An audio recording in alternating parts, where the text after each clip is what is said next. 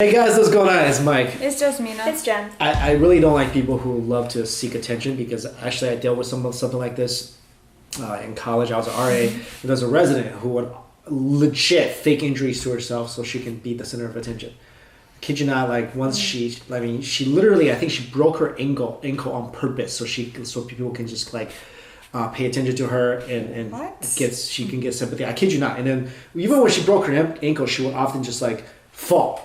Like she would just like fall and just be like, oh, I need help, and then call an ambulance and have people like also. I don't know. Some people they just it's a thing. I don't know if it's an actual mental thing, psychological thing, but some people they just crave that attention so badly. This story is about a 36-year-old Shannon Lawrence, and she lives near Cape Town, South Africa, and she faked her own kidnapping to see if her family loves her. They even demanded like ransom from her. For 600,000 pounds. So about, I don't know, $800,000 or so, $700,000, $800,000. And this actually, to get kidnapped in South Africa, I'll tell you guys this firsthand, it's a common phenomenon. Mm-hmm. The economy is really bad in South Africa, and a lot of people, they're unemployed. I think the unemployment rate is ridiculously high when I was over there.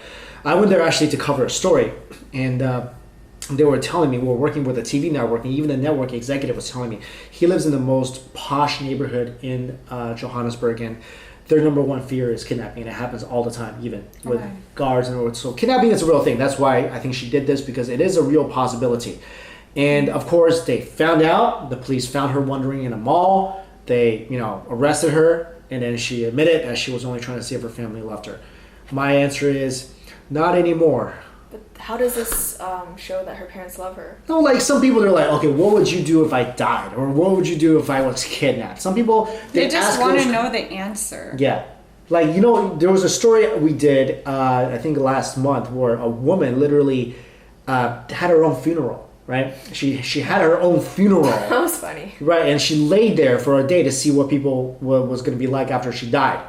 That's ridiculous. Well, she wasn't seeking for attention. She just loved the fact that she was obsessed. She was kind of crazy. She just liked doing that. Right. I mean, okay, this is a real thing. And this lady, she was kind of also weird to me was that when she disappeared, her husband reported her missing 3 days after she disappeared. He said that she was shopping like the last time he saw her. So maybe he just thought she was shopping extra long. For 3 days. I don't know. If my future wife went shopping for 3 days, even if they thought she was just shopping, I gotta put a stop to that.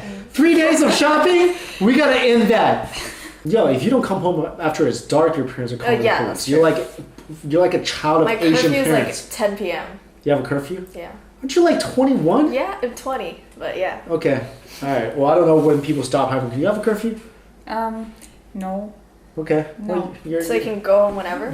Yeah, but Dang! I'm from Asian I'm so jealous. My family lives in Arkansas, so there's nothing to do at night anyway, so... But let's say you just come home at 1 a.m. from bowling. They're okay, but... Really? Bowling? Oh my God. Yeah, what else are you going to do in Arkansas? You bowl. That's the only thing open at night is bowling alleys. There's nothing there. Maybe she was kind of correct in her thinking that her family doesn't love her as much. I mean, your wife disappears for 3 days. You don't call the police until after 3 days? If her parents neglect her or don't care about her, and she feels that way and she wants to test to see if they really...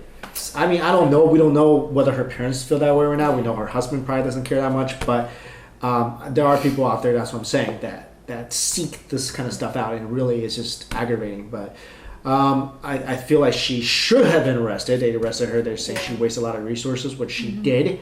But let us know what you think about this story. What do you think about people like this? Do you feel more sympathetic to them, or do you feel like they're just kind of like a burden to society? I'm kind of hard on people like this because for me, like that resident of mine, she really messed with a lot of people because a lot of people did care. And I feel like she really just kind of took advantage of that and it made a lot of people uncomfortable at the end. So anyway, just my thoughts, but let us know yours. Thanks for watching, everybody. See you. Bye.